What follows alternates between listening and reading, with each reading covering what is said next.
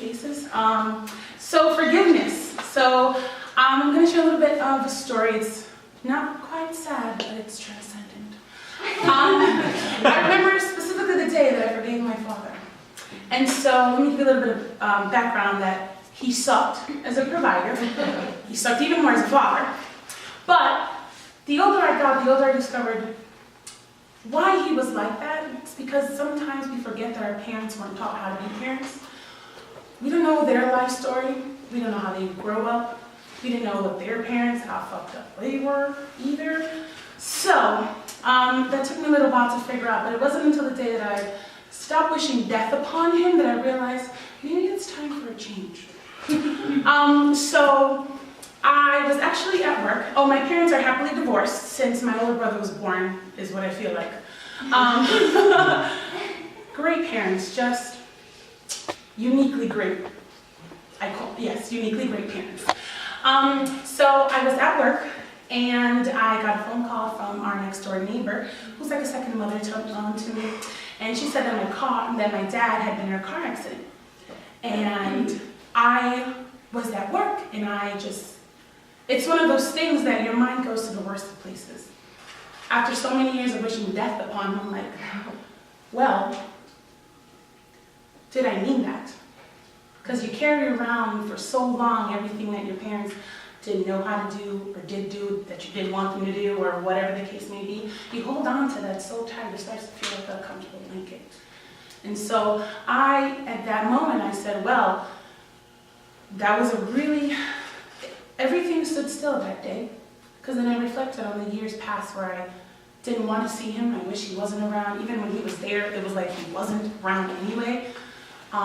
So I literally busted out crying in the middle of the elevator, and of course the person that was there was like, "Are you okay?" I'm like, "Does it look like I'm okay?" So then I rushed to the hospital, and I realized that my mother hadn't called me. And I'm like, that's weird, because they have their own situation. Won't get into that. But as I make my way to the hospital, I start to think about all the times that I wished he wasn't there, and now the moment came where he might not be there anymore. So as I get to the hospital, I go to Strong Hospital. I didn't know what had happened. All I know is that he's in a car accident. The car's completely totaled. I don't know what condition he's in. I just know I needed to get there.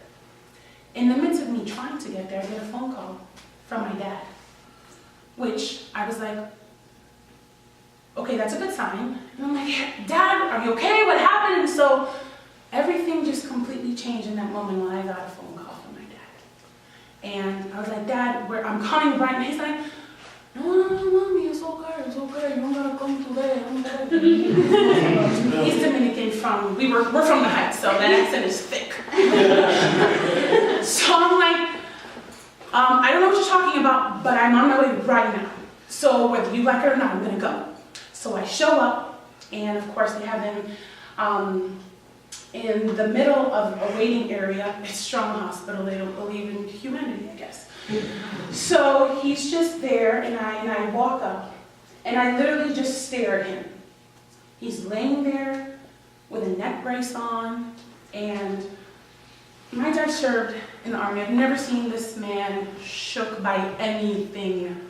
I've never even seen my dad cry. But the moment I saw him, we just locked eyes for a moment. And in that particular moment, I realized that I needed my dad more than I thought I did, and I wanted him around more than I ever had him before. And I realized that he could have been taken that day. I didn't know how bad the car accident was, but I don't care what happened to the car because my dad was still here. So I came to him and I was like, hey Dad, how you feeling? Trying to lighten up the mood a little bit. He's like, no, Mommy, I'm okay. It's a little scratch, my neck hurts, I'm okay. And I'm like, sure, okay, Dad, no problem. And I saw his eyes, and I'm an emotional mess all the time, so I'm like, I'm trying not to cry, and he's looking at me, trying not to cry, and I'm like, oh my God, he has emotions, this is great. So I was like, oh my God, so finally, we didn't talk about anything. I sat down, I know he likes to read the newspaper and the sports, So I stole some other guy. He was passed out. I'm hoping he was okay. But he had a newspaper, so I grabbed it and gave it to my dad. Small sacrifices. And so we just sat there, talked about sports. I know nothing of sports. I have no clue, but I know that's what he feels comfortable talking about.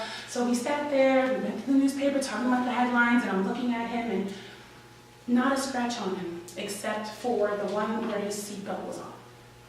It wasn't until 2 weeks later that I realized the reality of death and my father being dead. Because when we went to go see the car, how bad it was totaled. My dad drove this old car where the engine, you sit on top of the engine. It's like an old 70s or 60s car, I don't know. But it was the car, the truck that hit him, had he not been wearing his seatbelt, it actually went almost across to the other side of where the passenger side is.